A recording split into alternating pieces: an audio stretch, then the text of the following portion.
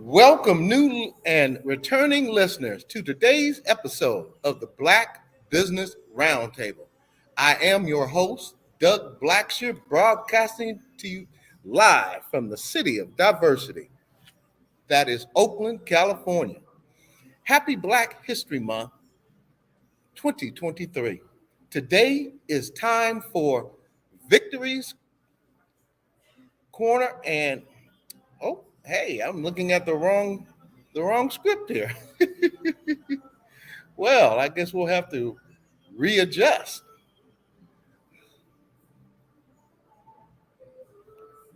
And we're going to start all over again, audience. Welcome, new and returning listeners, to today's episode of the Black Business Roundtable.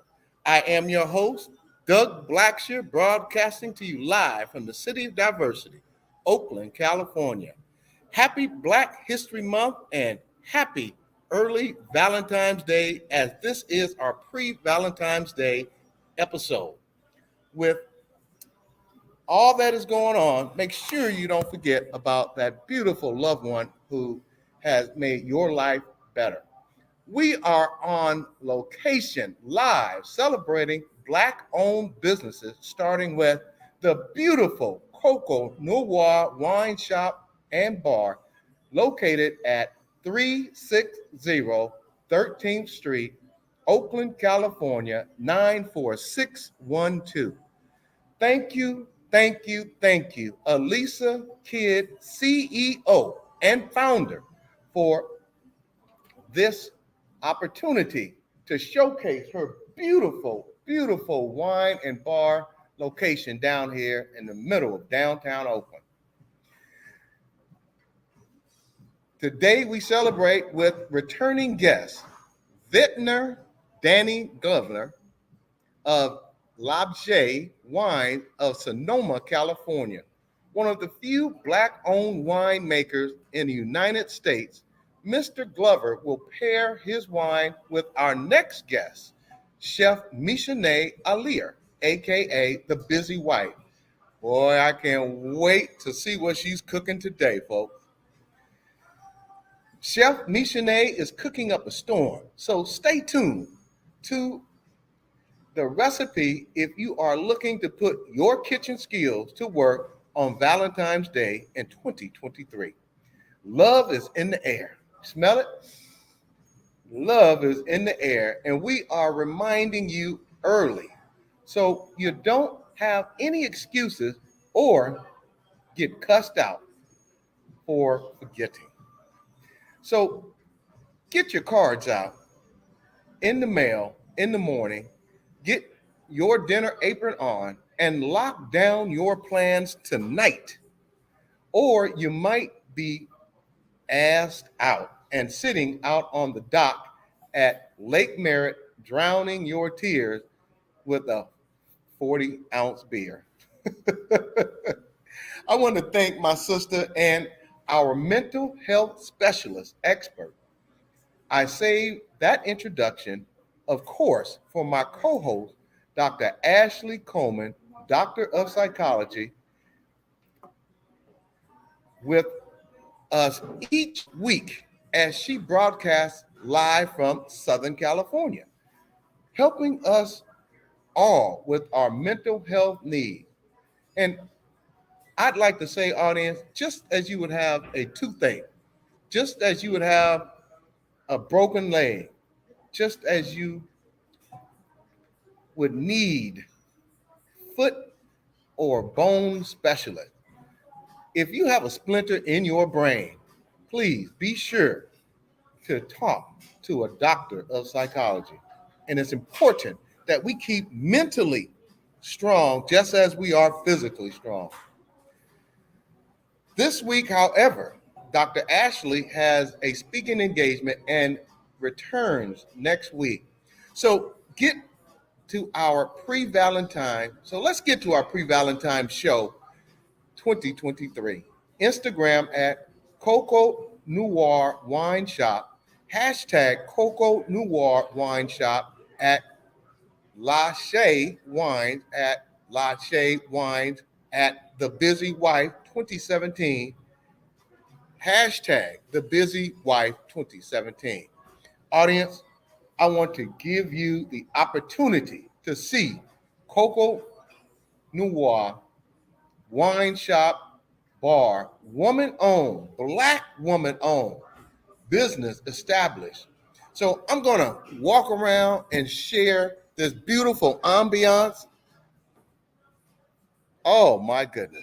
Take a look at what we have here. Wow.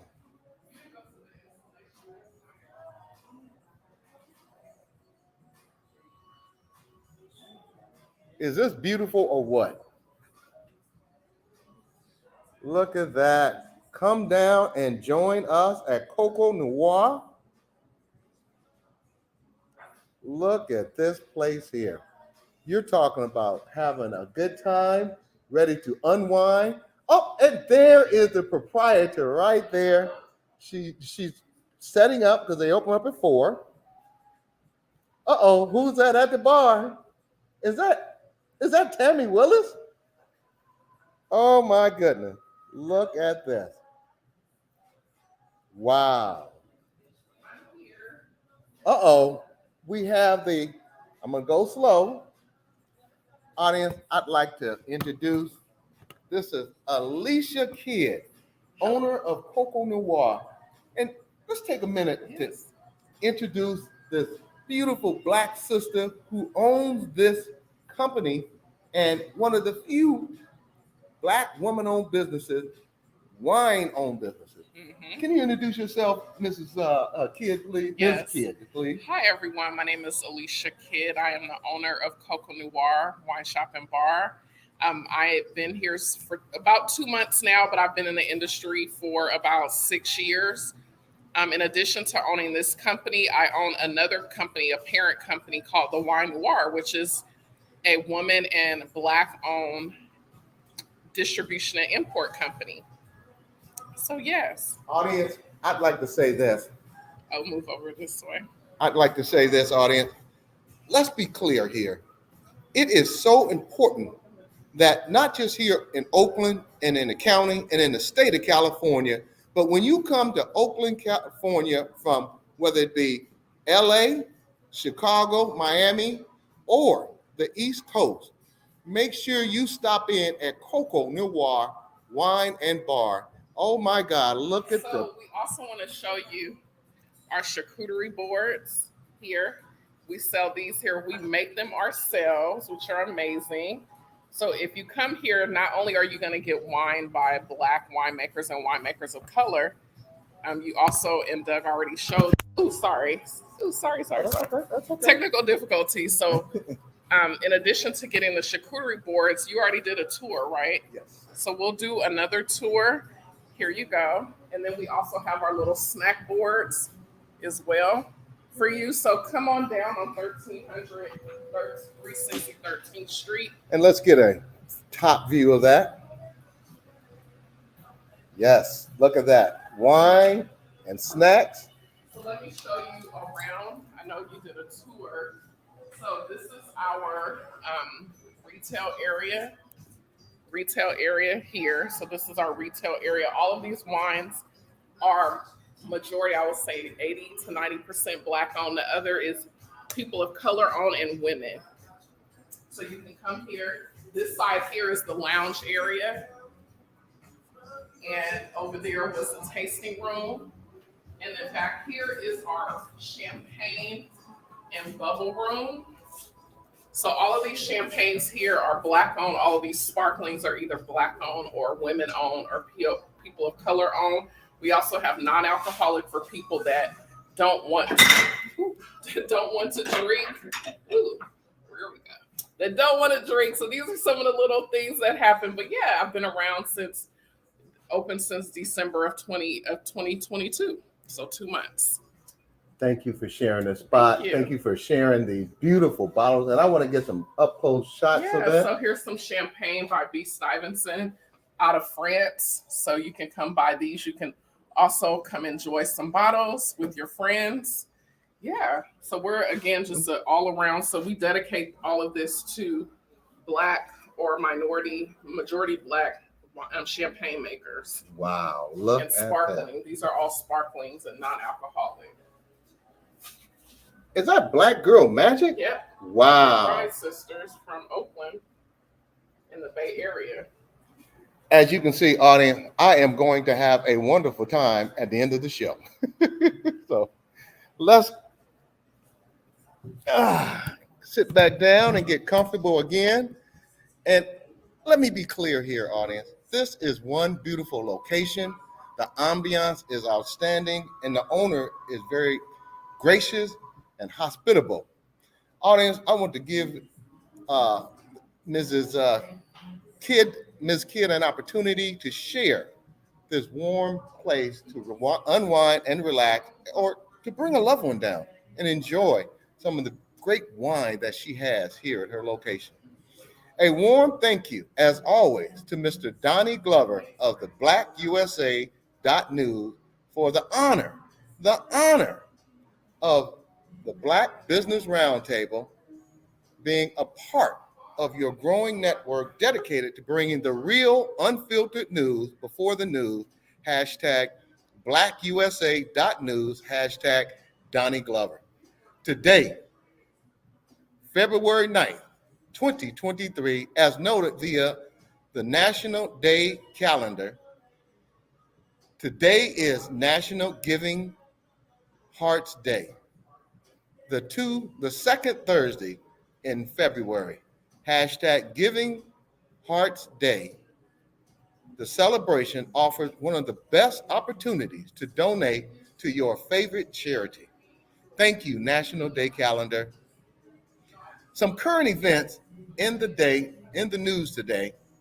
On our previous podcast featured Colorado rancher and ex-U.S. Marine being terrorized with threats of lynching, experiencing property theft, animal mutilation and poisoning, trespassing in a mostly rural area of El Paso County, Colorado, under Governor Gerard, just remember that name. Watch. This is shameful. Shame, shame, shame. And this is supposed to be America. This week, on Monday, Mr. Mallory was arrested and Mrs. Mallory did a live video as it was happening, was bonded out and released, and the following day, the callers far and wide, including our team, was calling the jail, checking on his welfare throughout the night. So Mrs. Mallory was bailed out that night, bonded out that night, and they kept Mr. Mallory. This is shameful. This is unbelievable what's going on in Colorado. The good news is everyone is helping tremendously. As of January 19th, 2023, the GoFundMe went from started in January 19, 2023. It was at $3,000 initially. And today's date, we are at $90,000 with over 1,900 donors. And the petition went from 810 signatures to 4,355 signatures. Way to go to America. Let's fight for the right to do what we have to do, to own our own land and not be bullied in these rural areas that is actually being supported by the deputy down there. Yes, the law enforcement is helping with the sabotage and the harassment of this Black family-owned ranch. We have started an Instagram post reel. We are calling Operation Whack-A-Mole Colorado, and Whack-A-Mole Colorado, hashtag Whack-A-Mole Colorado. For the social media savvy, we humbly ask that you take just one of our posts and reels on this rancher and highlight on your social and use our 9list hashtag. Hashtag GOVOVCO, hashtag CO prosecutors, hashtag 4th judicial DA, that's numeral 4 TH Judicial DA, hashtag EPC Colorado, hashtag Whack-A-Mole Colorado, I like that one, hashtag Save Freedom Acres Ranch, and add hashtags for your state's official governor, attorney general, local mayor, and news station. This week, Black Business Roundtable thumbs up goes to dun, dun, dun, dun, Council Member Carol Fifes, Oakland, California, District 3, for introducing the resolution in celebration of Black History Month honoring community members, which I feel honored. Included me and many other members of the community. Yes, the mayor of Oakland, California. Thank you, Mayor Shane Tile, as well, for personally awarding me this honor. This week's Black Business Roundtable thumbs down goes to dun, dun, dun, dun, the Black Business Roundtable Naughty List 2023.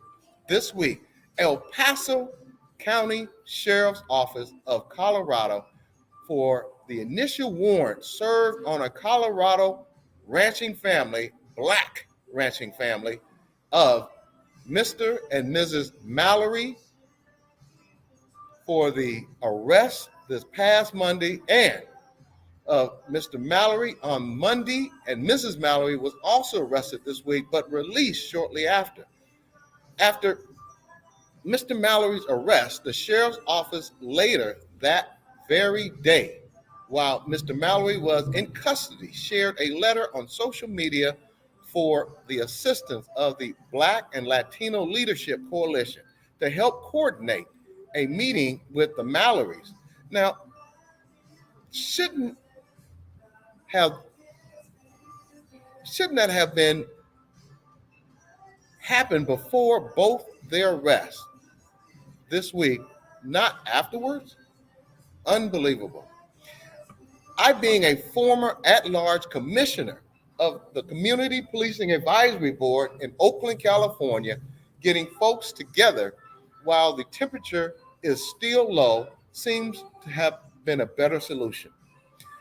Issuing such a letter was additional salt in the wound of this family while Mr. Mallory was in custody. Our team called the jail at February 7th, 2023 at 4:07 a.m. in the morning as Mrs. Mallory asked everyone to do that witness the live arrest of Mr. Mallory. Another ironic twist, Mr. Mallory's court date is February 14th, 2023. Don't receive the thumbs down in hashtag the town. Do better. You are welcome to come and talk with us about it and make it right. Hashtag BBRT NAUGHTY LIST, hashtag BBRT NAUGHTY LIST 2023. Today's show highlight. Today we celebrate Valentine's Day early on location at the Coco Noir Wine Shop and Bar with a virtual visit with Donny Glover and scrumptious recipes made live with Chef my sister Michauxnee. Get your pen and paper out and jot down wine selection and recipe. So let's get started this second Thursday of February 2023, the month of love. Shout out to Dr. Ashley and get ready for the Valentine's Fixing and the Scoop from Oakland right here on the Black Business Roundtable, February 9th, 2023, our Pre-Valentine's Day special. My show guests today include my co-host had a speaking engagement, so Therapeutic Thursday, check in with Dr. Ashley Coleman, tenured and immediate past department chair, assistant professor of psychology at University of the West. We'll return next week. Danny Glover, winemaker, proprietor of L'Objet Wines, Instagram at L'Objet Wines, hashtag L'Objet Wines, phone number 707-235-3153. And last but definitely not least, Chef Michauxnee Olier.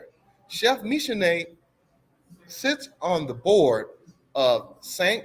Kaffa Garden, Oakland, and collaborates with nonprofit organizations such as MISSY, and that abbreviation means motivating, inspiring, supporting, and serving sexually exploited youth. Youth Uprising, BOSS, Oakland, building opportunity for self-sufficiency to create safe places for growth and education for people want and need it most. So thank you, Michauxnee, for coming on today. You can visit her Instagram at The Busy Wife 2017, hashtag The Busy Wife 2017. Now, for the national political highlights, the President of the United States gave a union address last night. Did you get a chance to listen to it?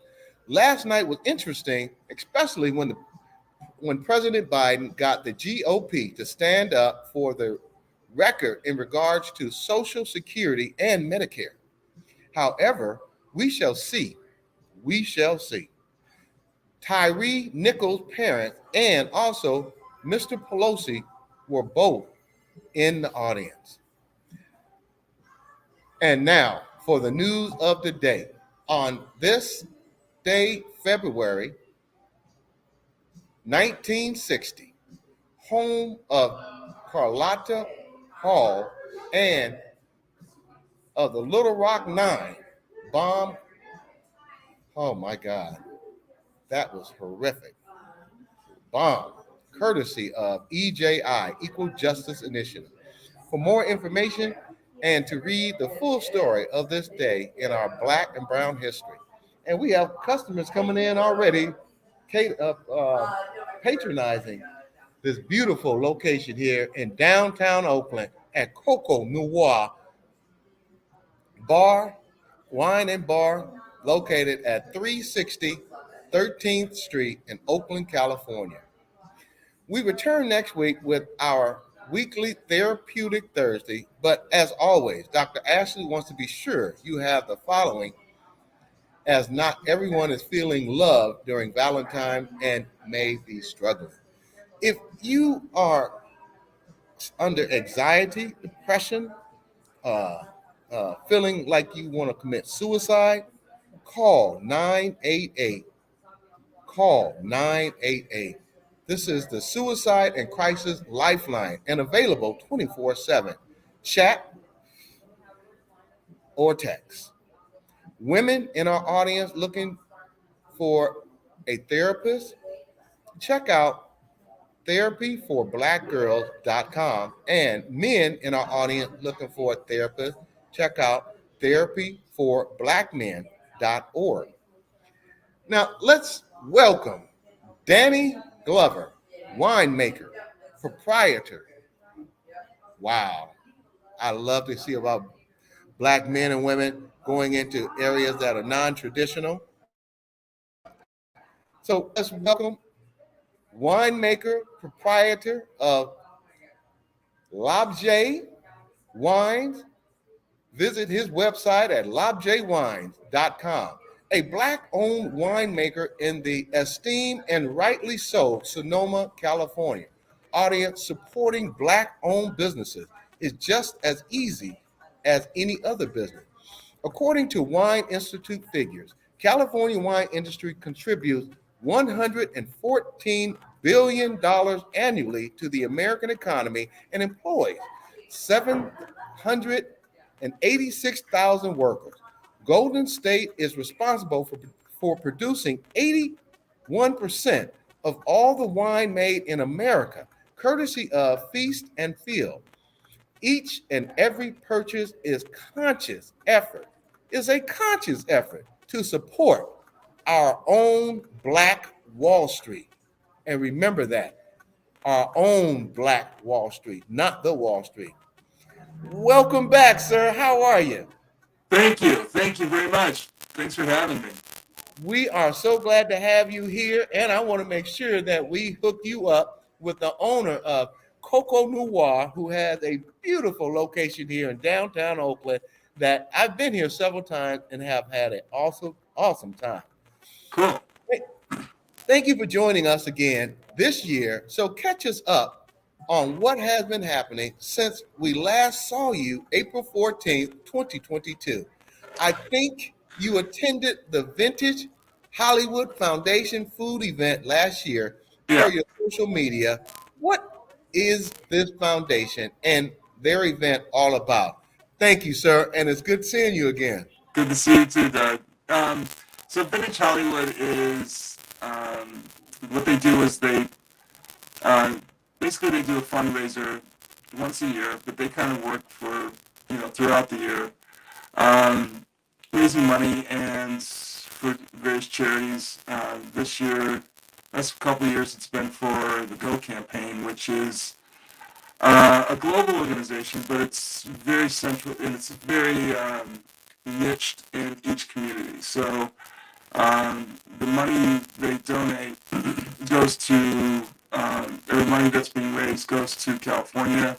It doesn't go to other parts of the world. So every part is kind of, responsible for their own fundraising, and they help out kids and homeless women, people that are disadvantaged that just need help, and not just throwing money at them, but actually like helping them with vocational training and basically teaching them how to fish instead of giving them a fish. Mr. Glover, you're it's a little sketchy on the sound. Okay. Is it just not loud enough? That's a little bit better. We want to make sure our audience captures and get a full scoop of what you're saying. So I want to make sure that we get that communication device working properly. All right, hold on. Is that better? That's a little better, sir. All right. How about that? Yes, much better. Okay, cool. Okay. Well, you did some traveling this year as well as I see Seattle, Washington Yes. for the Black Men in Wine Dinner. Can you Yeah. tell us a little about this event? Thank you, sir. Yeah. So Marcia Jones from Urban Connoisseurs, she's a huge advocate for African American winemakers. So she does a Black men and a Black women event every year. So, and what we're doing is we're raising money.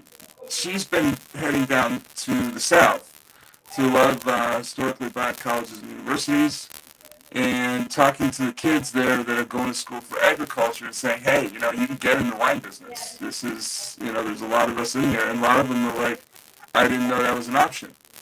And so she's kind of, she's raising scholarship money to send kids to school, to get kids into internships and help them pay for their, for food and housing and stuff like that while they're interning.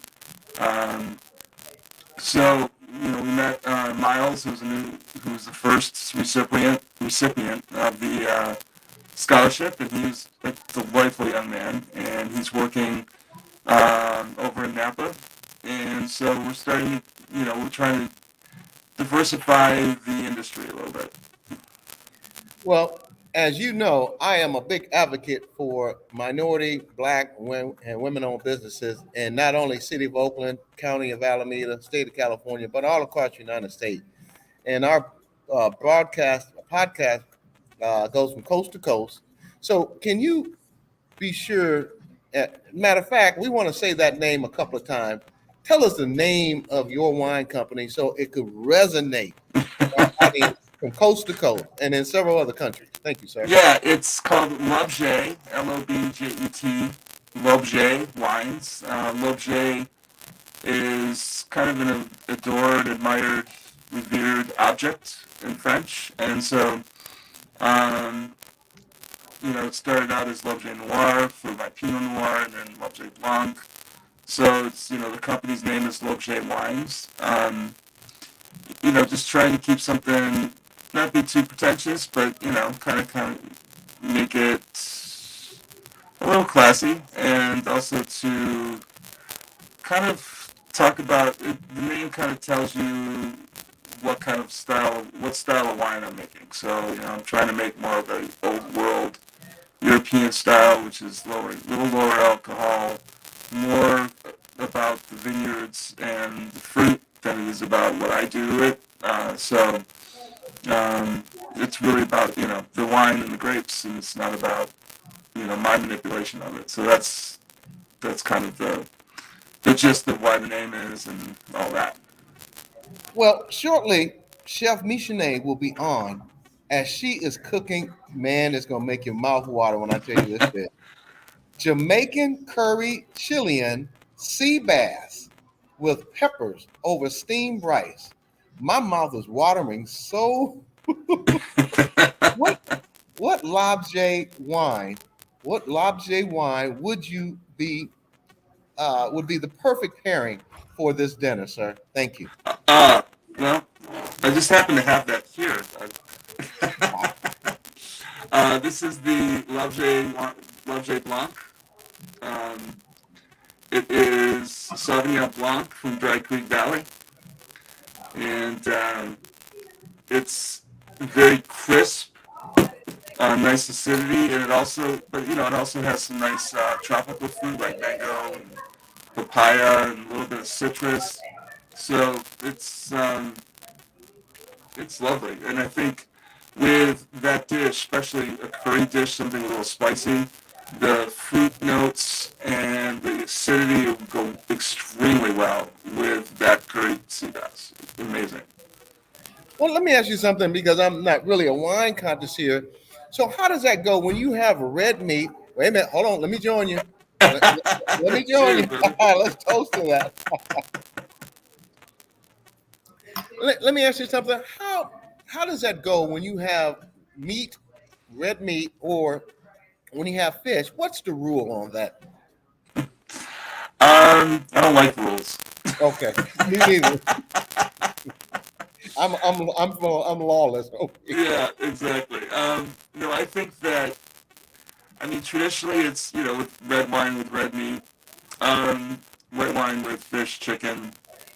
But I always say that, if there's a wine that you like, then just drink it with that dish, um, because you like that wine.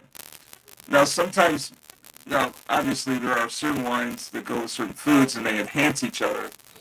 Um, but I think, like I make Pinot Noir and I make, they'll go well with the steak or whitefish. And depending on the sauce, that type of thing.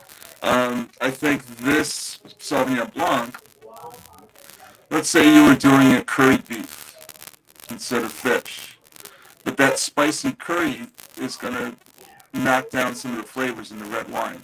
So you need something a little lighter and crisper, especially if the curry's a little spicy. Then you want something a little more crisp, fruity, lighter fruit. So even with beef, if you're doing a curry, then this Sauvignon Blanc would be great with it. Okay.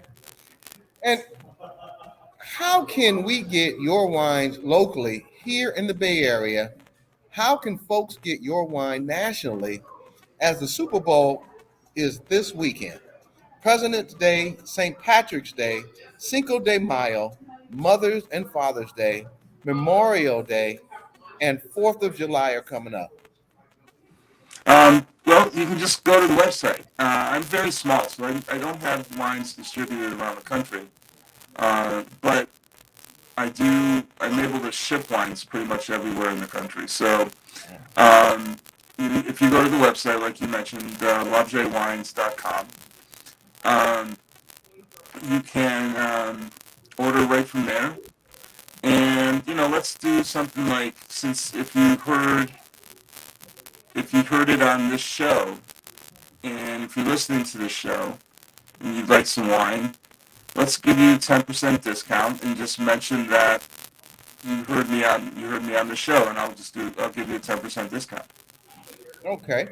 And let me ask you something.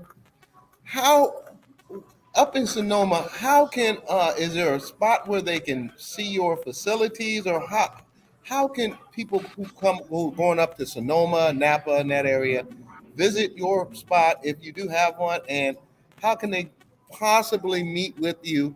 And because I find you a very interesting and positive person, and just Thank you. being a part of the new generation, and I say new generation of winemakers who are of African American, Black, and how can our audience get in touch with you up there? I don't have a tasting room. I actually make my wine in a friend's facility. So I don't have a tasting room. I don't have a place where you can come tour. One of the things I do offer, though, is I do offer some private tastings. If you're staying up here, I do come visit you.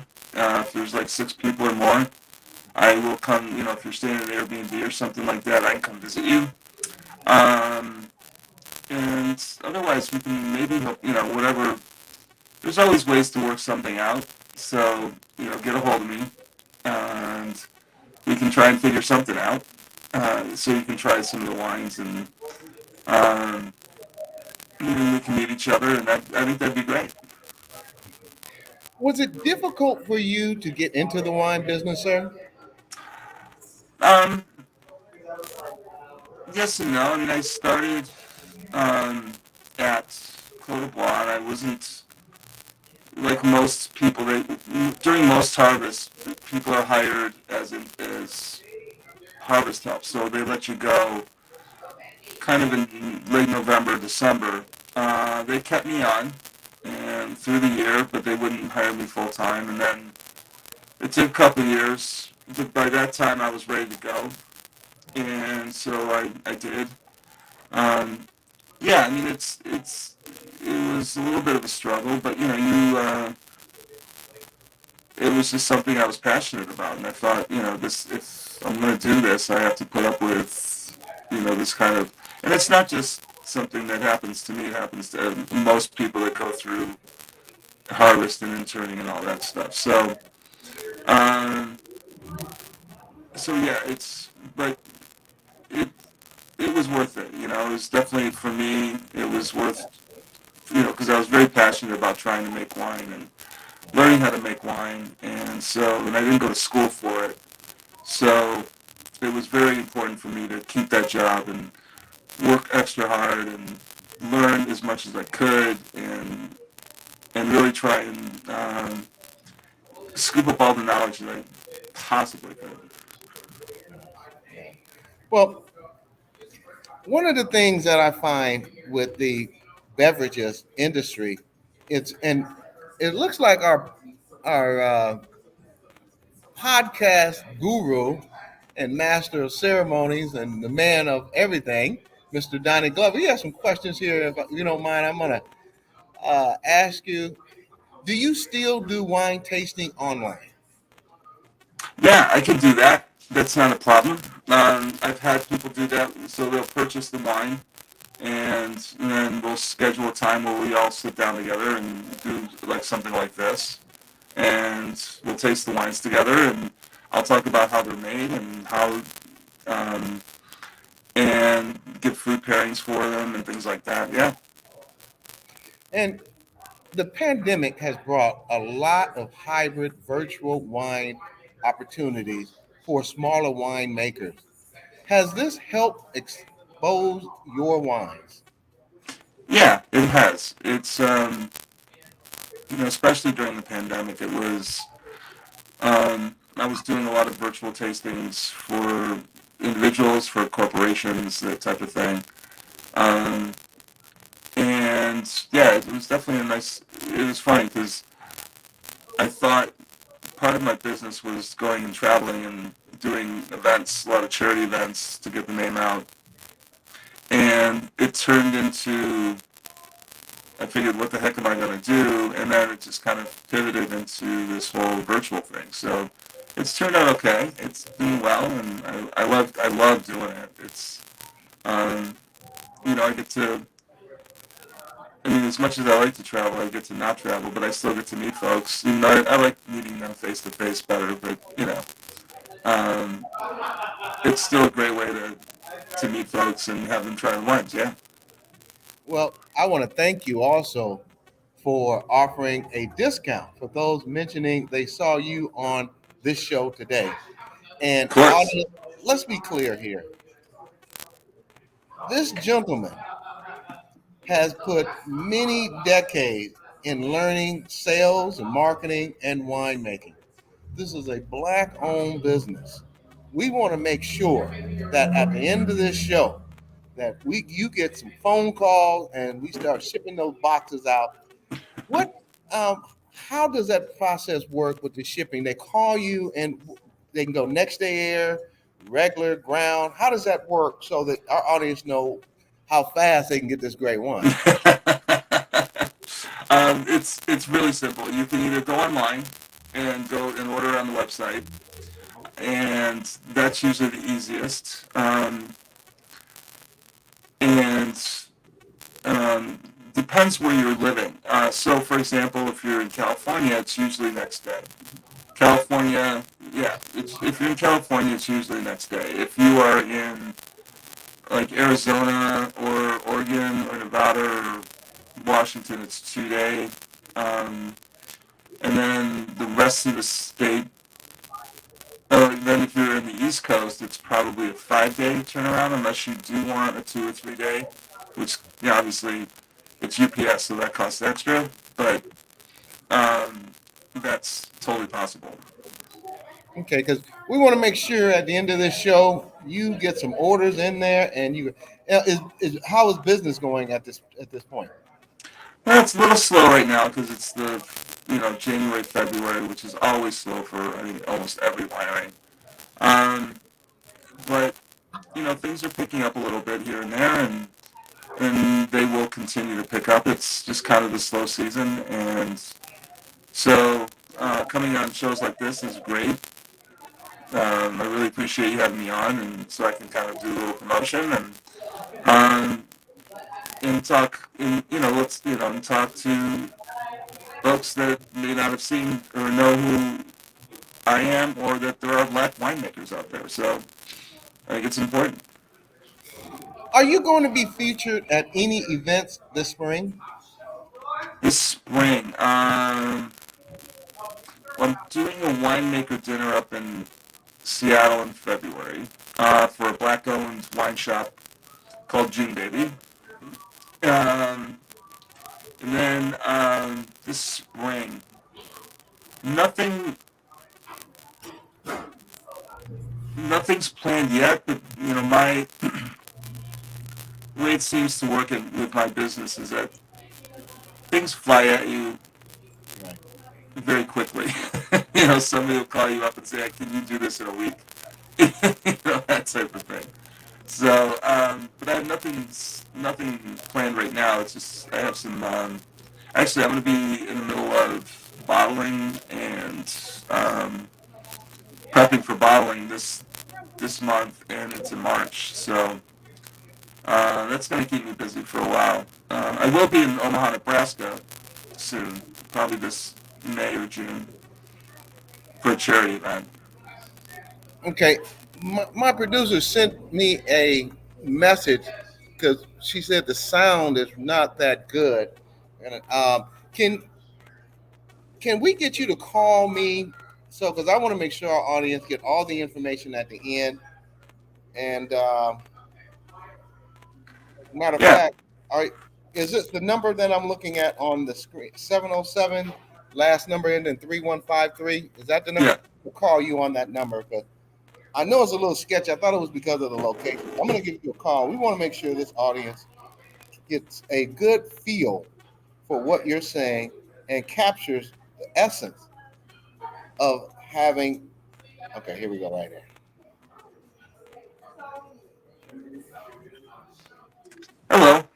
All right, there we go. I'm gonna turn this one. Okay, put yours on mute. Your Okay. Oh, that is much better, much better. Okay, cool. Okay, so we have a few questions here. How was the harvest this year? Harvest was good. It was a little early. Okay. My Sauvignon Blanc came in, and it was probably one of the best I've ever made. Let's see, the Pinot came in. It was beautiful. It came in late. We had a huge heat spike for about 3 days, 4 days, about 115 degrees. And that was a little scary. But everything came in right before that heat spike for me. So all the grapes were beautiful, lovely. Everything's fermented. It's in the barrel and tasting great. So I'm excited. Well, let me ask you something. Can we pick up wines that we order for events such as engagement events or weddings? Yes, definitely. That's really easy to do. You can call me and we can work out something. Especially if you're buying, like 3 or 4 cases or something like that, we can work out something so it's not as expensive as going to as it normally would. Okay. And if our audience wanted to do the wine tasting virtually, would they make an appointment or how does that work out? Yeah, you can email me at dan@lovejwines.com or hit me up on the Instagram or Facebook, either one, and we can make an appointment. That's not a problem. Okay. Now I'm going to go back to a couple of questions that we had asked. Reason for that is because the sound was very bad, and I want to make sure our audience understands and has a clear understanding of how to make contact with you, how to spend their money with you, and how to support your business. So I'm going to go back to where we talked about you did some traveling this year, as well as I see Seattle, Washington for the Black Men in Wine Dinner. Can you tell us again a little about this event? So it's a great event. Marcia Jones, who runs Urban Connoisseurs up there, she does a Black Men in Wine and a Black Women in Wine. So they're all winemakers. And so they're 2 separate events. And she's raising money for scholarship money for people, minorities, to come into the wine business and help diversify the wine business. Now, and so, go ahead. No, that young man who is working over in Napa now, and he's the first recipient of the scholarship. And so, he helps pay for a lot of the bills and that type of thing, so he can come and work here.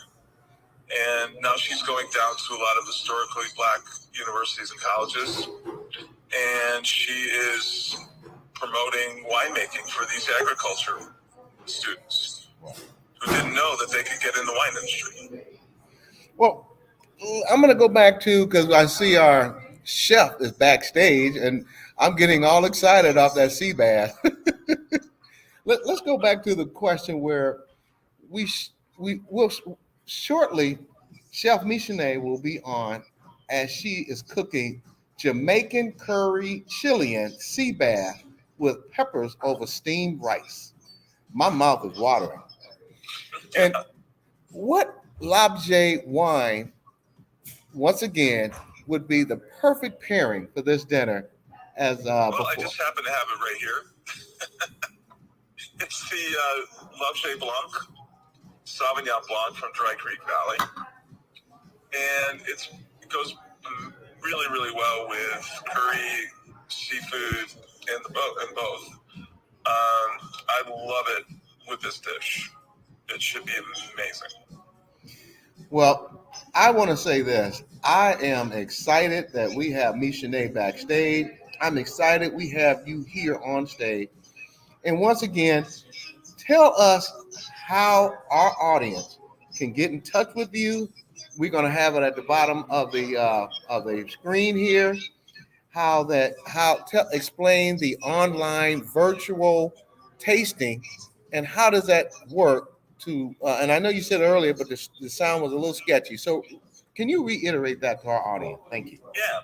So you can get a hold of me either through email, which is dan@labjewines.com, or you can hit me up on the Instagram, which is @labjewines.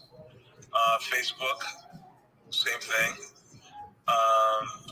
You can, you can send me a chat, whatever you want to do, or like I said, or email me.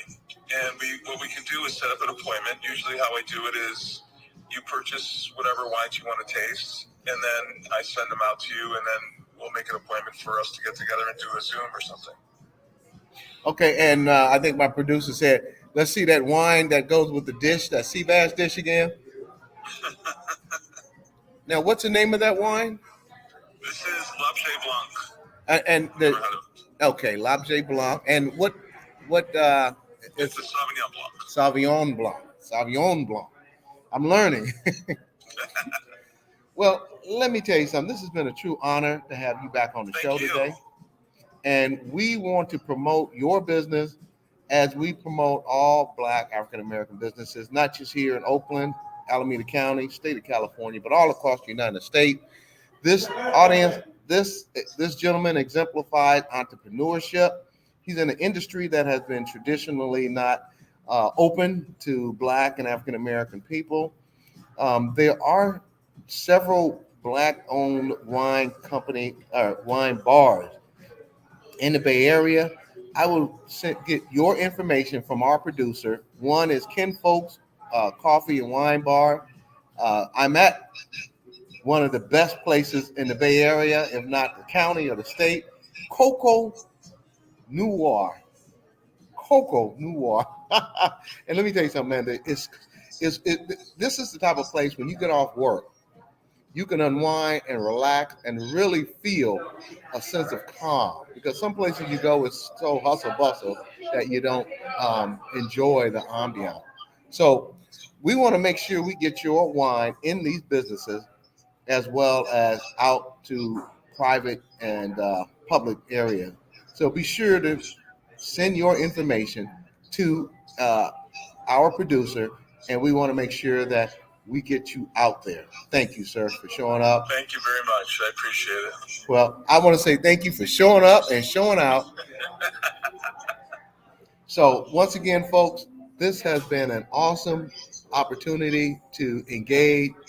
And Mr. Glover, actually, your name is the same name as our mastermind behind the Black Business Roundtable, BlackUSA.news. I almost would ask, are you cousins? I don't think so, but we are now. Well, we look forward to hearing and seeing you again. Donny Glover, winemaker, proprietor of L'Objet Wine in Sonoma County. Instagram at L'Objet Wine, hashtag L'Objet Wine, phone number 707-235-3153 as at the bottom of the screen here today. And there go, girl, we got the right wine for your dish, the sea bass today. It looks like you do. What kind of wine is it? I missed what it was, but I see it's a white wine. What kind is it? It's Sauvignon Blanc. That will go nice with this fish, this rich fish in the coconut milk. It cut some of that fat with some acid. Yeah, that would be really pretty. And if it's, if you're making a little spicy also, I am going to spice it up today. I'm in the mood for a little spice. Nice. Yeah, no, this wine would go perfect. I'm interested in your dish because I might copy it. Hey, that's what it's here for. And I try to, when I do this show, I try to create recipes that are really simple and don't take more than 10 or 15 minutes to make from start to finish, so that you're not spending all your time in the kitchen. You can actually sit down and enjoy some of your time with a nice glass of wine and a good meal. Right. Well, Danny Glover, this is Chef Michauxnee Olier. Very nice to meet you, Mr. Glover. Michauxnee, my pleasure. And let me tell you something. She is one of the best chefs, not just here in Oakland, not in the county, not in the state. Oh, you're so All sweet. across this country, her dishes resonate with my taste buds. I appreciate that, Doug. Mr. Glover, actually, I'm glad to connect with you today. As I get ready to secure a brick and mortar location, one of the things that I want to do is showcase Black-owned winemakers and their wines in my space. The restaurant will be dedicated to us. It'll be paying homage to my ancestors and the rest of ours, especially the ones that migrated here from the South and made roots here. And I'm big on making sure we look out for each other. So I look forward to, once I come off the wagon, I'm on the wagon right now. Once I come off the wagon and do a little tasting, I would love to meet with you and see how we could build some brand business together. I would love that. That would be amazing. Audience, this is the type of networking that I'm talking about. Right. Yeah. That's what it's about. It'd be great. I would love it. Are you going to open in Oakland? I'm doing my best to open in Oakland. I'm in negotiations with the space folks now, waiting on some confirmation dates for some meetings so we can talk it out, hash it out, and hopefully build it out. Yeah, nice. Well, my fingers are crossed and prayers are for you. Thank you. Done. Well, and also, just to let you both know, I was just honored by the mayor of Oakland, California for Black History Month.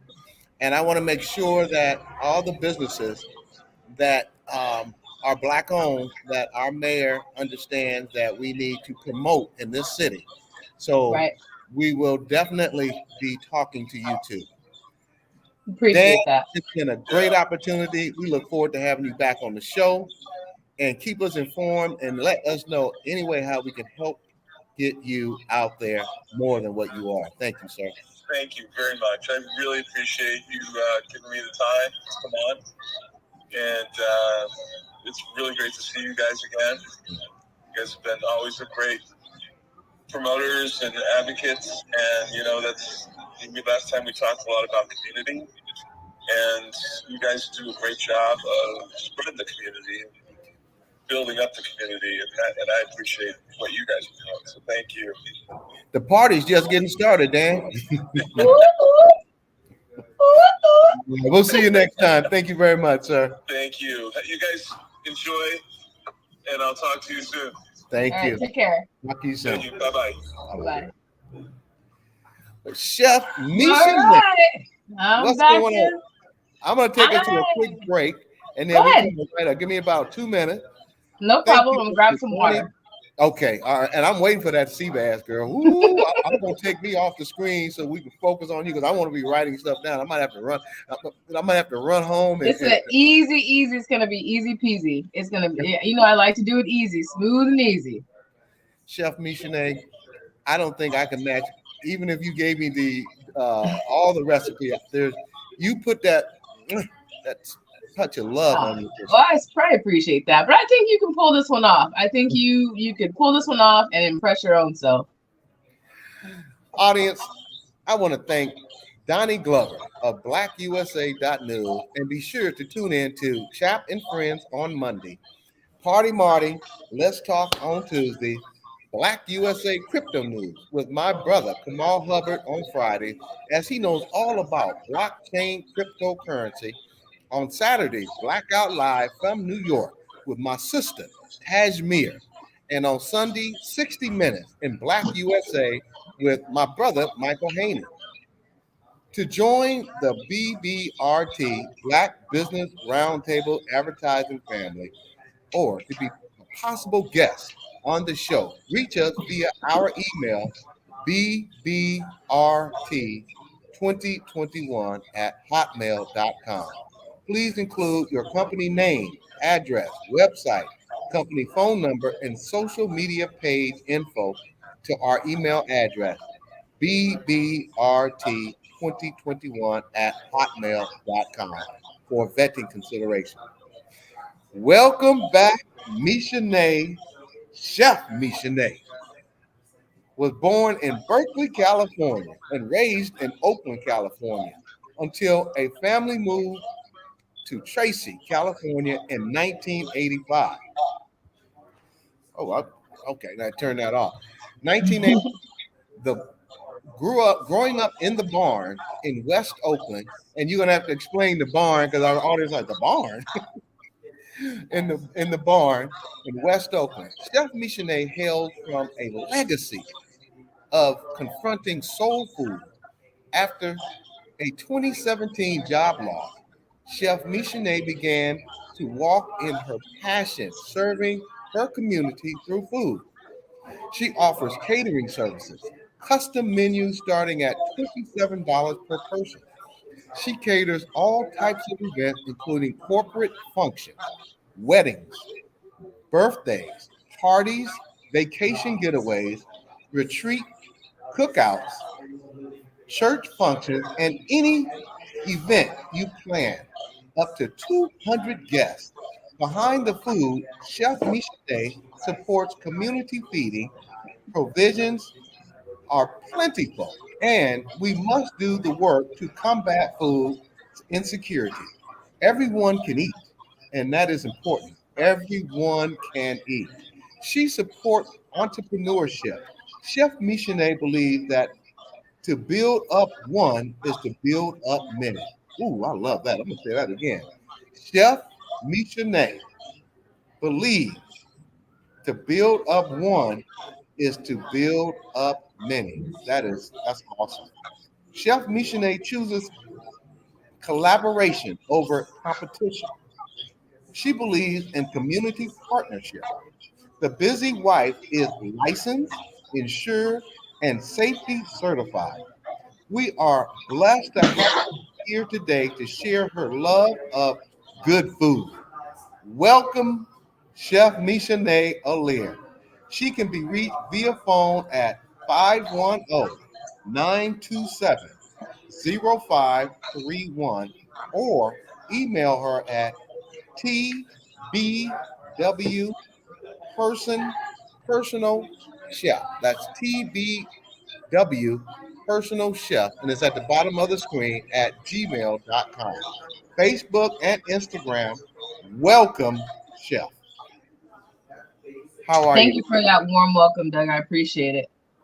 Girl, you take care of me too much. You take care of me too much for me to give you anything left. That's my job. That's are my job. Well, let me tell you something. Wherever you open up your brick and mortar, I heard you telling Danny that you're going to open up a brick and mortar. When you open it up, we're going live from that location. We absolutely are going to have a good time with that. We're close. As soon as I have the okay and the funding is secured, I'm going to make the big announcement, and we negotiate this space. And I will let everyone know where we're going to be. And hopefully we'll get the build out rolling right away so that we can have a grand opening around July. Excuse me 1 second. Audience, this Jamaican curry Chilean sea bass with peppers over steamed rice. I am looking forward to that. I might have to share that with my significant other, my friend, for Valentine's Day menu. But go ahead, man, Chef Michauxnee. So sea bass is one of my most favorite fishes. It's a little expensive, it can be on the pricey side, but it's very decadent. Sea bass is deemed the lobster of the ocean, of the fish, and rightfully so. It's got a real mild and buttery, flaky texture when prepared properly. It pairs well with vegetables, all vegetables. Like it's a great. It's just a great all around fish, especially for folks who don't like fishy fish. The richness, it gives you a lot of protein, so it's got a lot of the omega fats that you need to help move everything around in your arteries well and whatnot. Give you some brain power, but it's just a nice treat. It's not something that I would eat every day because it is a fatty fish, but it is really, really, really good. Before you dive into it, because I'm gonna turn the screen over here, turn the show over to you, because I'm gonna be writing everything. I don't have time to go back and look at the show. I'm gonna have to write it all down. Audience, is today Chef Michauxnee, if you didn't hear earlier, she is going to be showing us how to make Jamaican curry Chilean sea bass with peppers over steamed rice for this Valentine's menu. I have only two questions to be sure our audience gets everything needed. Can you tell us the ingredients we need to have and why did you choose this particular fish? Okay, take it away, Chef Michauxnee. Okay, so we're starting with we have our sea bass, and you can get sea bass at your local grocery store or a fish market or meat market. Sea bass, if you guys can see it close, it's a really white fish. It's white all the way through. It stays white when it cooks. It's very meaty. It's very hearty. These are 4-ounce portions, but it's a nice piece of meat altogether. I chose sea bass because it's a very versatile fish. It roasts well, it pan and sears well. You can throw it on the grill. There's so many different ways you can prepare it, and every one of them is delicious. Like you can't really mess this fish up too much. Even if you overcook it, you still won't mess it up all the way. It's too rich to dry out too much. It's just a great versatile fish. But like I said, it can be pricey, but it's worth it. It's worth it. It's delicious. For folks who don't like a real fishy fish, this is your go-to. For folks who like a meaty fish and want something to bite into, this is your go-to. As it cooks, these pieces are kind of like marbleized, almost like a steak to a certain degree, in layers, and they flake apart. And it's just a really good fish, like all around. I can't say anything bad about it. I've never met anyone who didn't like it. And it's versatile and very easy to prepare, and easy to do different things with. That's my favorite. This is one of my most favorite fish. I like catfish a lot. There's not a fish I've met that I don't really eat or don't like, but this one is by far my favorite. I've cut up we're gonna use some sweet peppers. So we got our red bell pepper, orange bell pepper, and I'm gonna add a little cabbage to this dish. And the oil base that we're gonna use to saute our vegetables with is a red palm oil. And this red palm oil is from Nigeria. It's usually sourced from Africa. I like red palm oil for some of the health characteristics. It has a lot of beta carotene in it. This is its natural color. There's no color added to it, this bright orange. So it's also going to add that color to the food that you prepare. So it just gives a nice liveliness to it. The flavor is not really intense. You're not gonna really taste anything different than if you were using a vegetable oil or anything. The main thing that you'll notice is it's got a pretty high smoke point, and the color. The color is what stands out the most, and it does transfer into the food. I use it when I'm making jambalaya. It helps brighten up that rice color. It's great with anything that you're making that's a colorful food. Especially if it's a red base or yellow or orange base, it's going to help brighten up that food and give you a little bit more nutrition and nutrients than the standard oils that we use here in America. I've been using this oil for a while. Every time I do a little research on certain dishes that I would try to mimic or recreate, and I recognize that palm oil, especially in dishes that come from Africa and in the Caribbean, they use this oil.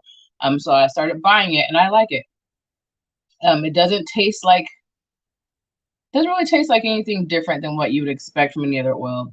And it's just a little bit better for you. It has no cholesterol, and there's no chemicals. There's no added anything to it. This is just refined red palm oil. So we got the fish. We have our palm oil. We have our vegetables. We're going to use some coconut milk. I am a big fan of coconut curries. I think coconut mutes the curry sometimes just enough to where for folks who don't like curry can learn to enjoy curry in a special way. I like coconut milk. I like the richness of it, and I like that it gives me the mouthfeel of gravy if I cook it down, but without or heavy cream and a richness without a bunch of added sugar or unhealthy fats. So coconut milk is one of my go-tos when I'm making curry dishes. I'm using my spicy Jamaican curry powder. I got this online from Amazon. It's Blue Mountain. This one is West Indian curry. And so this curry is good. It's got a very powerful flavor, but the coconut mutes it just enough to where it's not like, it doesn't taste like Indian food. It tastes like the curries that we kind of have gotten used to when it comes to Caribbean food. This season blend, I usually make my own season blends, but this one is one of my favorite go-tos. And it's by Lawry's. It's a sweet basil, citrus, and garlic rub. Now this blend is a very versatile blend. The citrus brightens up the flavors of anything that you put it on. Garlic is always a go-to, and the basil gives you a nice little hint of sweetness and surprise flavor that you may not be expecting, but it's not overpowering, or it doesn't hit the palate in a way that it makes you taste basil like you're eating pesto. It's not like that. It also has salt and pepper in it. So this is an all-around seasoning. You don't need any other salts when you're using stuff like this. I advise people to read your labels, especially if you're monitoring your salt intake and your sodium intake. There's a lot of salt in a lot of these different. This one has 150 milligrams of sodium, so it's 77% of your daily intake. Go ahead. For those of us who do not know about that salt, because one of the things salt, especially in Black people, it creates high blood pressure. How do you determine how much salt is in the ingredients? You just said it, so can you share that with our audience, please?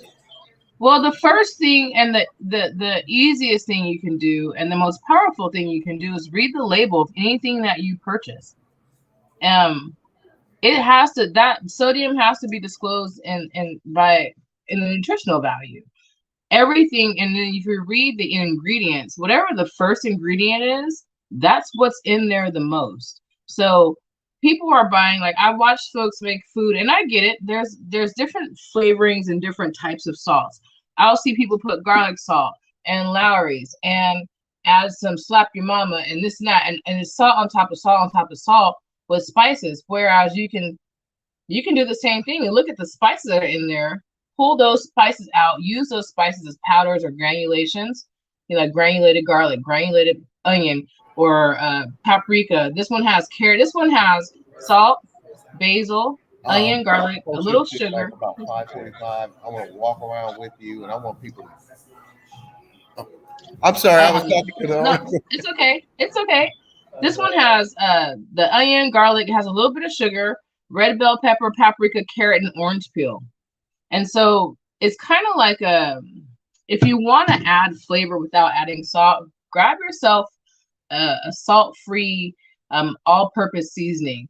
You're going to get a lot of different vegetable flavors through that, or add some celery if you want some more saltiness or earthiness to it. But just be mindful and read the labels of everything that you're utilizing, so that you know how much sodium is that you're taking in. We have to be careful with that. We have to be careful with that. We have to be careful. Women too. Women are having high blood pressure now at rates that are pretty alarming. It used to be a male thing more than anything, but now it's an everybody thing. So we have to be careful with how much salt we're taking in. You can feel it when you have it in your body. Your body starts to hold on to water longer, and you're bloated, and you just don't feel great, So, but we do need salt. Now, we can't cut it all out altogether. It helps us, our body to absorb the water, and it's in the electrolytes. We need it, but we can't overdo it. We have to be careful. And if you're constantly seasoning everything with this kind of salt and this kind of salt and this mixed season, this seasoning salt, you're killing yourself. And I pray and I ask you to slow it down, chop up some vegetables, find you an all-purpose seasoning that is salt-free to mix with your salted seasonings, and see how that takes you. Don't oversalt your food. If you're cooking for a lot of people, let them add the salt they want to it. You don't have to put a little salt, but you do, you should season your food to where it tastes good. Nothing should taste like salt. All right, so there's my little public safety announcement. So for this dish, it's really simple. I've done this a number of times in different ways. I just did it with some sea bass the other night. I woke up in the middle of the night and I had a craving.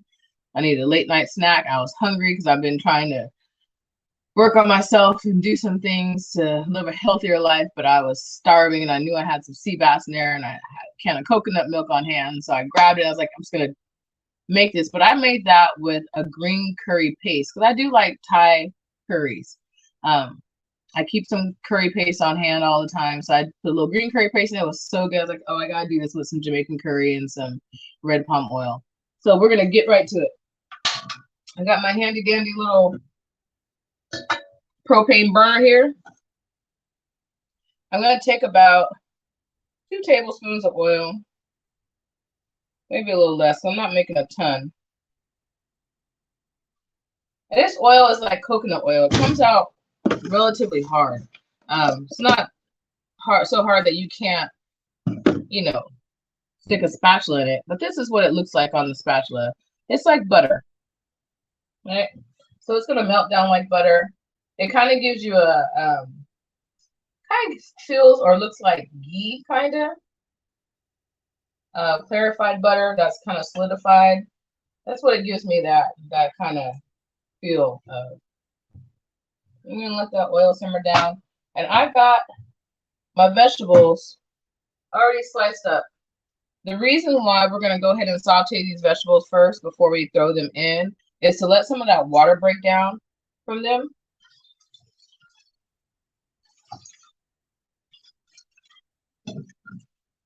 We're gonna turn that fire down.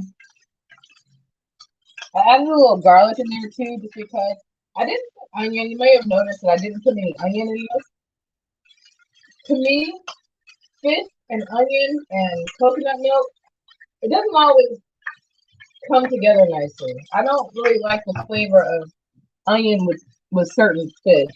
Some fish, yes, but with this dish with coconut milk, the onion tends to overpower the coconut milk, and the sweetness and the two battle each other, and I don't like that. I'm gonna put this on mute because you guys hear that sizzle? My fire is working. Chef Michauxnee? Yes.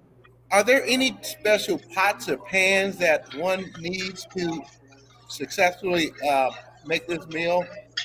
Can you articulate on that, or just standard? Not particularly, but I wouldn't use a cast iron skillet so much. You can, but I always typically use stainless steel pots and pans. They clean up nice, they don't rust, and they last a long time. I've had the pan that I'm using now for about 15 years, and I've never had it break or have an issue with it. I've never, even if I burn something, it's not hard to clean it, and it's just very durable.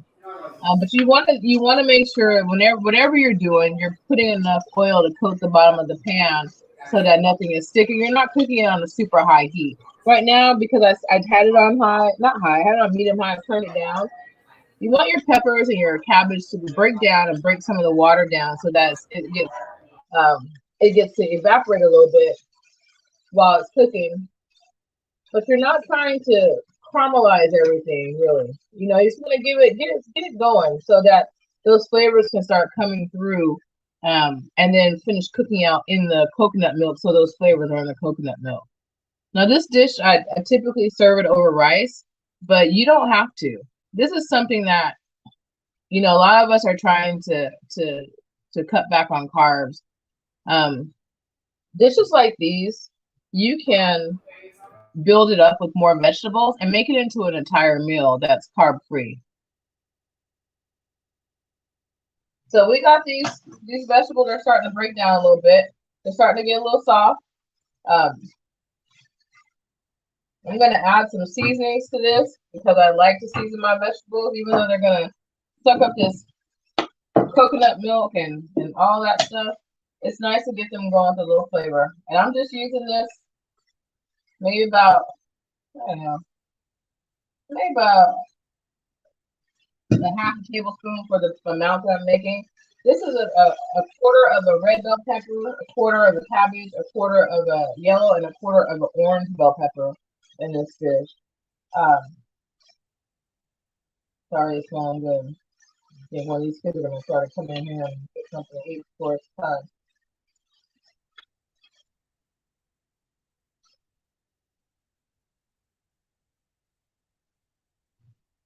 And so I'm going to make a little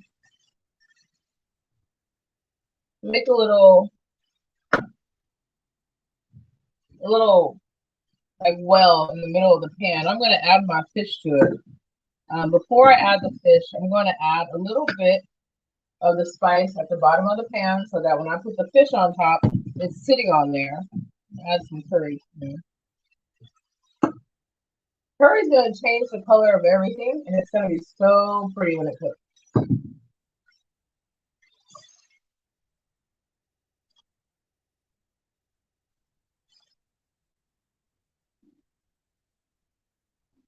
I'm going to put these vegetables up against this fish so they get all that flavor all upon them. Turn the fire down for a minute. Just let it cook. Chef Michauxnee, Yes. you could do your own cooking show. You are so on point with your expertise on what is needed and explaining it.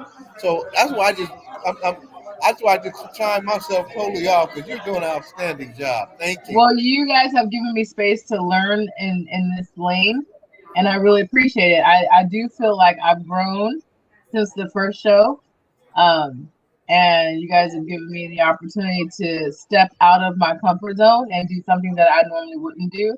I don't mind showing people how to cook, but I'm not a big fan of being in front of the camera. So I'm learning. I'm learning to just do all the things. So thank you. I have to attribute me being able to do this and do it well to you guys giving me the platform to actually learn how to do it. So thank you. Another place you've built up me and my business. I appreciate that. Sea bass doesn't cook. It doesn't take a very long time to cook. If it's a very thick portion, you would cook it kind of like you would a steak. It cooks kind of like that. I would never eat sea bass medium well. So I see people eat salmon like that more and more, and tuna. This is not one of those kind of fish. You need to cook it all the way through. It needs to reach 135, 100, 145 in the center to be done all the way. Chef Michauxnee, how does one know the temperature of it? Do you get a meat thermometer and put it in You there? get them out there, yeah. Okay, thank you.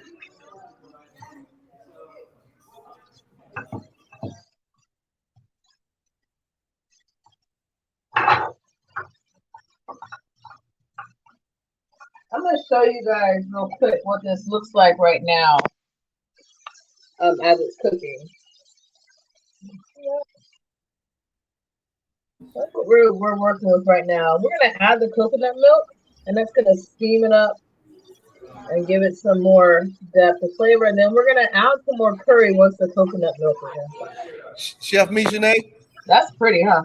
Stop playing with me, girl. I'm getting ready to take my mobile device and run. Stop playing with me. Woo, that looks good. Thank you. You're welcome. So I just popped my coconut milk. Coconut milk is a funny little thing because you have the milk fat and then you have the water in the coconut, and there's a lot of milk fat in here. So I'm going to show you this. When I stuck my spatula in here, right, I moved it around so that the water could come out first. I want that out. And then this fat is going to come next. And I'm going to break this fat up and spread it around so that it can kind of melt down all together. Let's see if I got this right. Here we go. There we go. Boom. There we go. That milk fat, that's the goodness. That's the good stuff right there.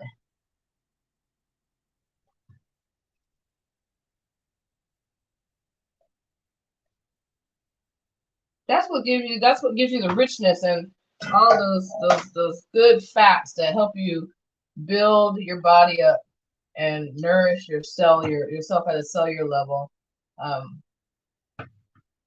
As much as I don't want to be fat, we need some fat in our life to live. They might as well be the good ones. Coconut milk and sea bass works for me.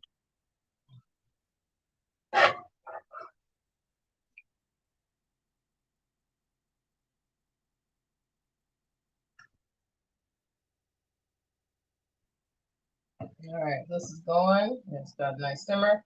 So now this fish is going to go from a pan seared to a poached just about, because there's so much coconut milk in here.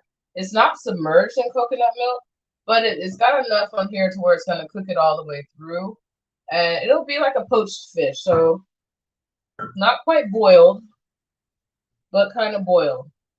This is golden. This little burner, boy, I tell you, this little burner, I have these little burners at the restaurant depot years ago, and they come with a small propane. It's a single small propane butane burner. And these little suckers are great for camping. I need to ask you something. Is there a difference with cooking on electric or fire? And if so, can you tell us the difference, please? Thank you. The difference with electric burners and fire burners, like this one is burning fire. You get better even heat with natural gas and fire. Cooking over fire and with fire is my favorite way to cook. With electric, you never really know what's happening with the element. You don't know if it's calibrated right. Sometimes they burn perfectly. Sometimes they cook unevenly. You just never really know. And you just don't have a choice always. But if you do have a choice, I would say go with fire. Go with gas. It doesn't make the food taste any different per se, except for you can't really get it like you can't put a flame on something in an electric stove like you can in a gas with fire. If you're trying to give something a little caramelization, you can get it caramelized in the pan, but you can't toss a little alcohol in there or something, or let that oil catch fire and make a pretty little sear on stuff like you can with a gas burner. So if I were cooking that on an electric stove, I would have to be monitoring it a little more closely, and having that thermometer is almost essential with an electric stove versus a fire. So I mean, you still have to use electric thermometer. You should, we always use thermometers in the kitchen, just to be safe. Not people. I mean, at home, I don't always use thermometer at home because I know what I'm doing and I eyeball, and I've been cooking for a long time. But now, if you're what do you mean by be safe? So let our audience know, what do you mean by being safe? Well, there are certain temperatures that food has to reach before it's actually safe to consume. So if you are cooking some chicken and it's at 135 degrees in the middle and it looks like it's done the outside, you're going to kill somebody or you're going to make someone really sick. What's happening is the bacteria that's naturally in the food is not having the time and space to cook out or burn or cook off, right? So there's a certain temperature range between 41, 42, and 135, 40 degrees that bacteria can grow rapidly if it's not cooked properly. And so if you're not cooking your food to the right temperatures, then you could be causing yourself a lot of harm or someone else with salmonella poisoning or listeria poisoning. There's bacteria on everything. You can't escape it. I don't care how much you wash your chicken, if you brine it, if you rub it down in lemon, it doesn't matter. There's bacteria in the meat. There's bacteria on the meat. There's bacteria is in everything, and on everything that we do, it lives and breathes with us. So we have to be careful and make sure that we're cooking food, even your vegetables, to a certain temperature to make sure that any bacteria that is in the food or on the food is killed. Well, let me ask you something. Just for a general rule of thumb, what should the temperature be? And it probably does it vary from like chicken to steak to fish. It does. Can you just in general, if it's chicken, it's got to be above 135. And if it's chicken and you're cooking chicken and it's cooking from raw, it needs to hit 165 degrees in the center of the meat away from the bone. So even if it's a chicken tender frozen meat, you need to take a thermometer. If you haven't done it before and it's your first time and it looks done, if you got the fire too high, because that's usually what happens. People will have the fire too high, the outside cooks before the inside does. So it looks done, but it's not done. And so that's where your thermometer comes in. You stick it in the middle. You're registering. You need to check the temperature. It needs to sit in the middle, and it needs to stick on a temperature for at least 10 to 15 seconds before you can say that's the actual temperature. It happens. I've had it when I'm training people. That's one of the things that, I buy them a thermometer. Some folks just don't know. Well, I've noticed like a lot of people they char like a filet mignon. They'll char it on the outside and it's bloody red on the inside. Some people like it like that. And so beef is one of the meats that's a little bit different because you can eat it half done. I personally don't like rare meat. I need my meat cooked, but chicken is not one you can play with. Pork is another one you can't play with. You cannot eat a medium rare pork chop. Like, no, you'll be sick. Pork has as much bacteria and can turn faster than chicken can. If it smells funny, then it's not good. Like you have to be able to. You need to just pay attention to what you're doing. You can check, certain things, like you can touch it and tell how done it's going to be in the middle. Like steak, people will touch a steak and they can tell if it's rare, if it's medium, or it's well done, because it's going to change texture through the course of the cooking phase. But with fish and stuff like that, you got to cook it all the way.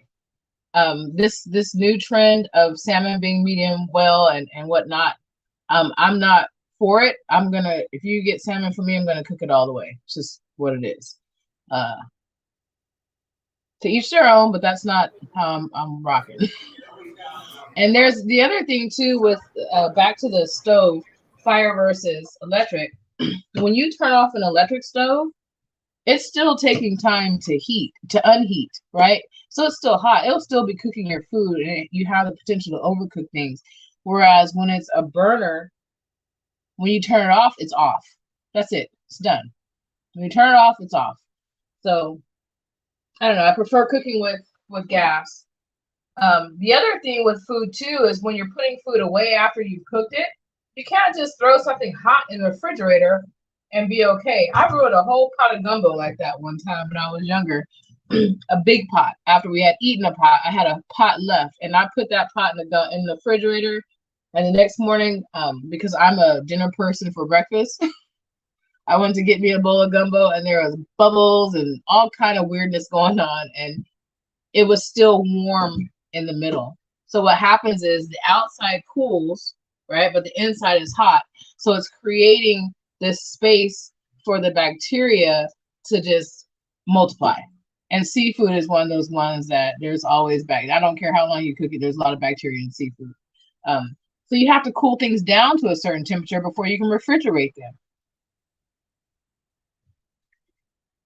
So the rule of thumb is, I've heard people say you wait until the pot or food cools down before you put it in the refrigerator. And can you explain that concept again to our audience, please?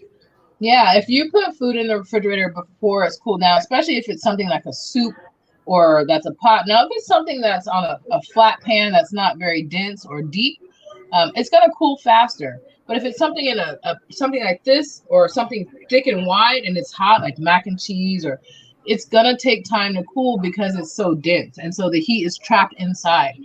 If you put food in the refrigerator before it's cooled down all the way, especially soup or something with seafood in it, it's going to cool on the outside first, but that inside is still hot. And so that hot part is mixing with that cool part, and it's creating a zone, a danger zone, right? It's not letting the cool part cool down enough, and it's not letting the hot part cool down at all. So now you got this warmth in the middle and around this heat and the cold that bacteria is having a whole party in. and it's growing, and it's probably growing 10 times as fast as it would have been. Bacteria is going to grow in your food regardless. That's why it spoils. That's why nothing stays, good forever. But when you create these warm zones for bacteria, it goes crazy, and we want to avoid that. And you want to be able to use your food to eat your food again, especially if you have leftovers. We don't want to waste if we don't have to.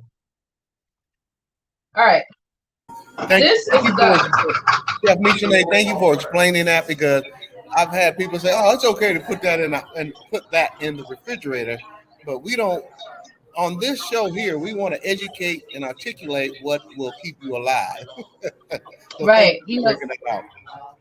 Becoming a chef and starting a catering business, one of the things that is required of me from the health department is to become a food safety manager. It's my job to make sure before I serve anything, it's my job and my duty to make sure that the food is prepared properly, is stored properly, is transported properly, and that folks are protected every step of the way. And I take that seriously. It's just something that, you can't play with it. You can't play with it. So, I mean, that's just that, you gotta make sure you're safe with your food. You don't want to hurt yourself. You don't want to hurt anyone else.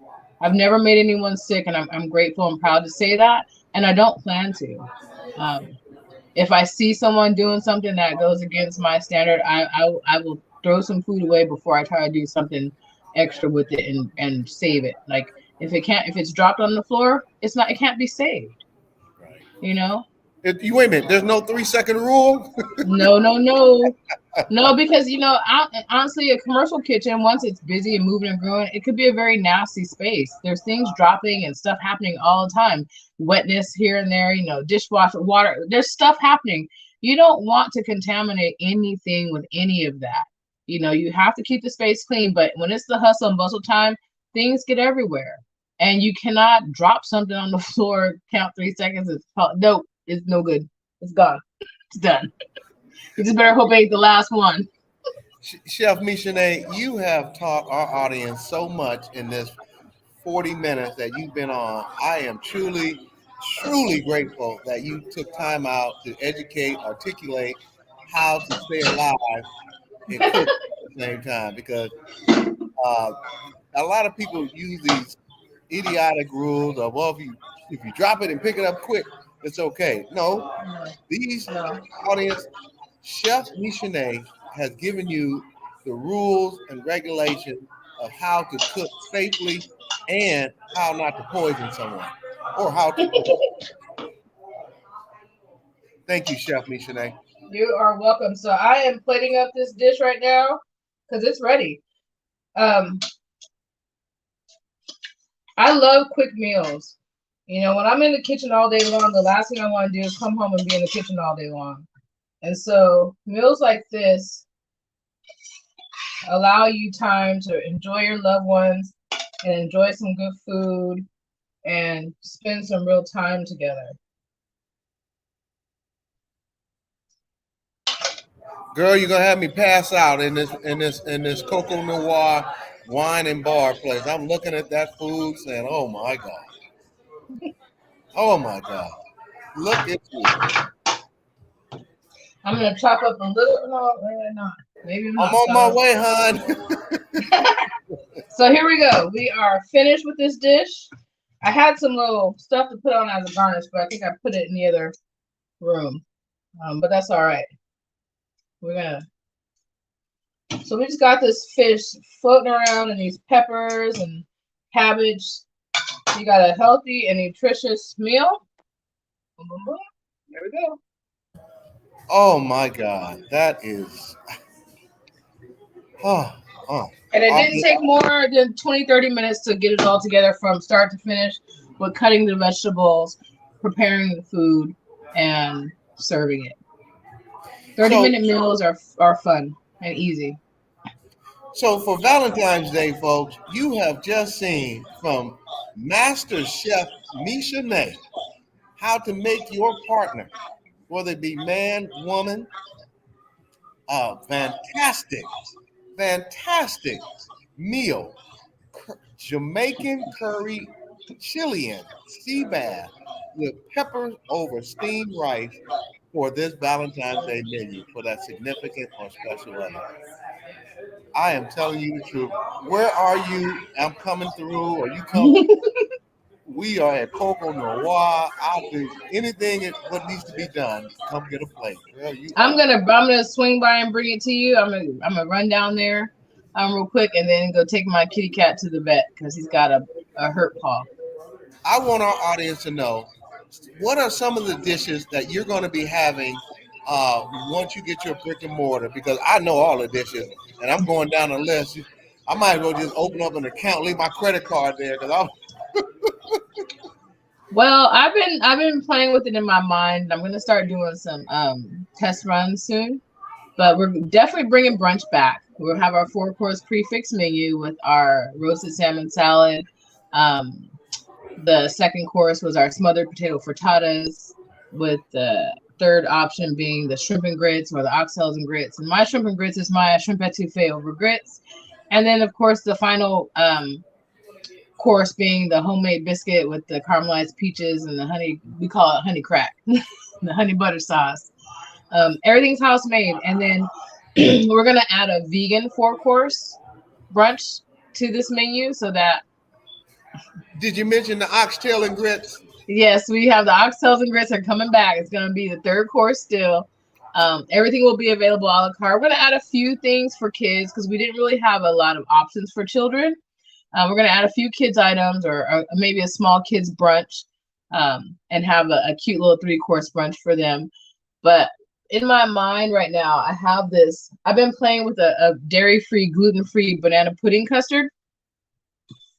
And I did a gluten-free. I haven't done it dairy-free, but I know how, and I know what I want to use to make it vegan. And we're thinking of doing some kind of a vegan banana and like a banana and pralines waffle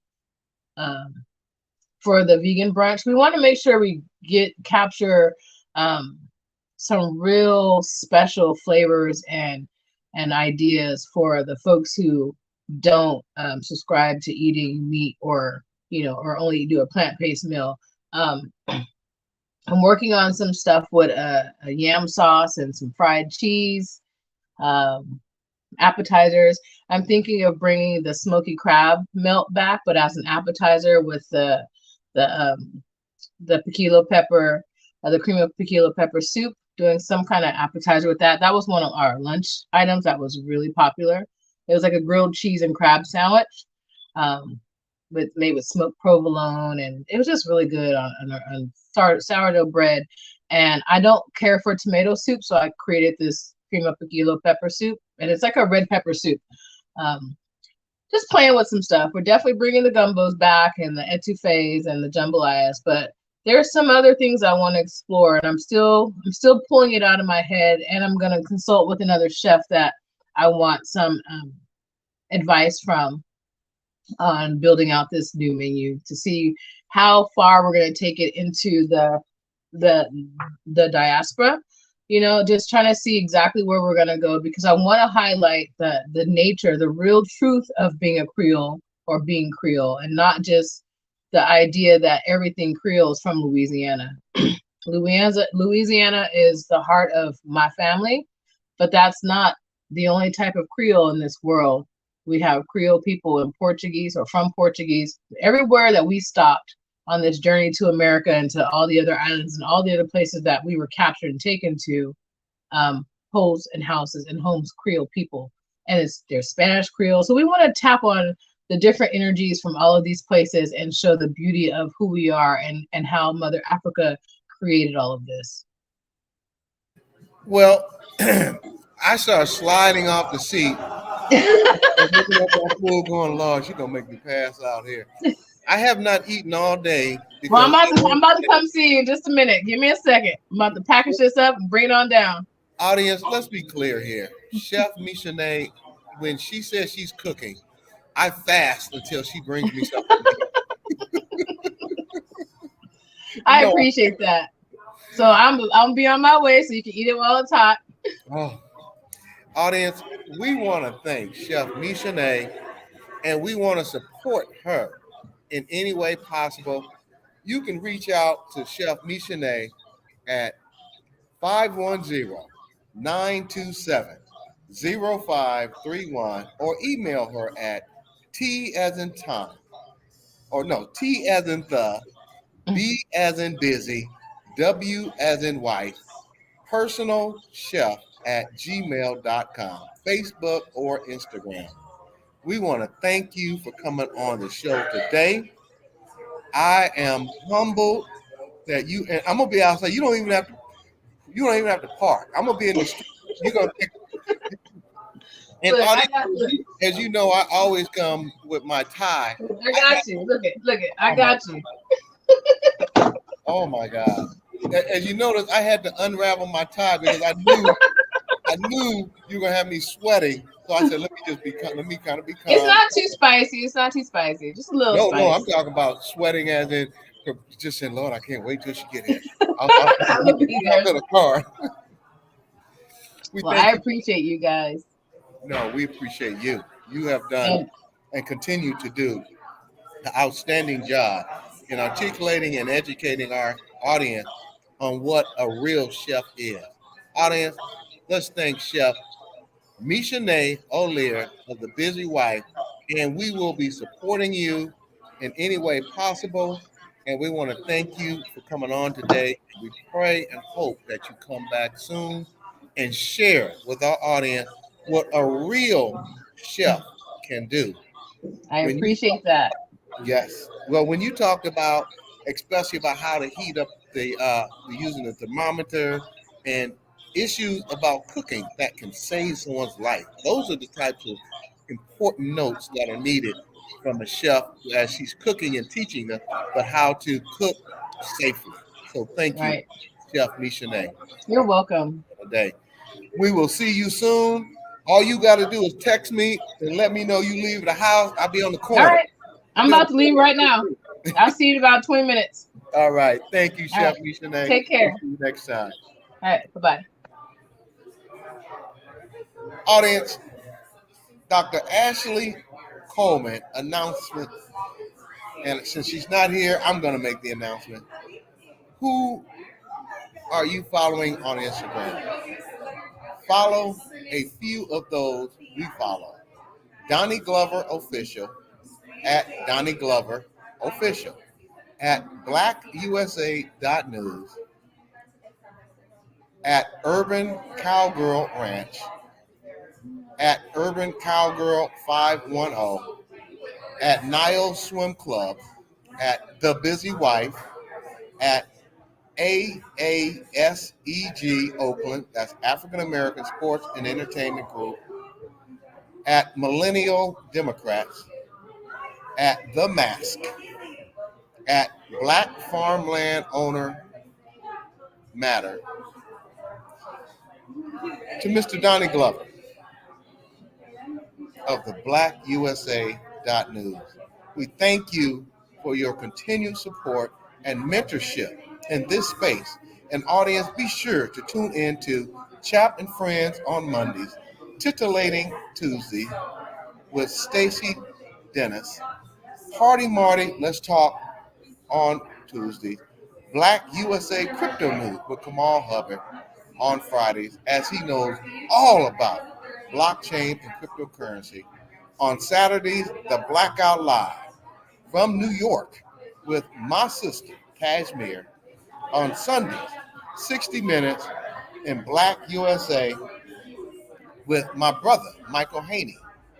If you want to be in the know and reach our audience, then join the BBRT advertising family. Or to be a possible guest on the show, reach us via our email, bbrt2021@hotmail.com. Include your company name, address, website, company phone number, and social media page info to our email address, bbrt@hotmail.com, for vetting consideration. Check out our other network shows hosted by the man, the unapologetically bold, Newsome, Mr. Donny Glover.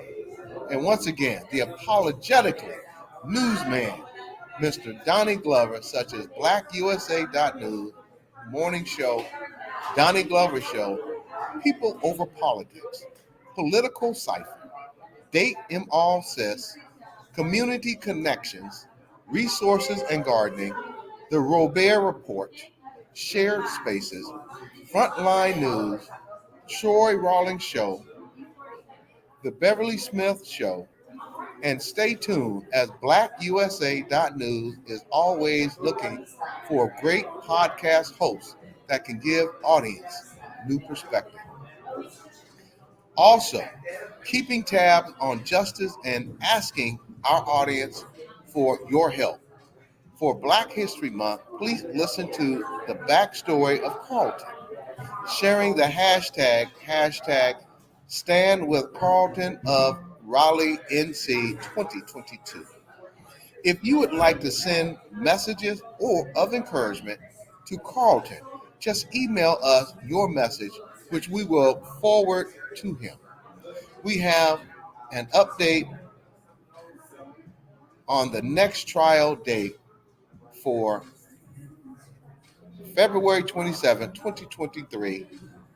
So keep using the hashtag Driving While Black Michael Thrash. Once again, hashtag Driving While Black Michael Thrash, Taylor County, TX. Attached is our podcast link from October 14, 2021, listed once again in today's podcast description. For Michael Thrash's story, highlight these stories on your social media and tag us too. Hashtag the Black Business Roundtable, Blackshear, and hashtag Black Business Roundtable, Dr. Ashley. And before we go, audience, I want to do another walk around of the Coco Noir restaurant, bar, wine and bar, and take a look at this place. This is unbelievable.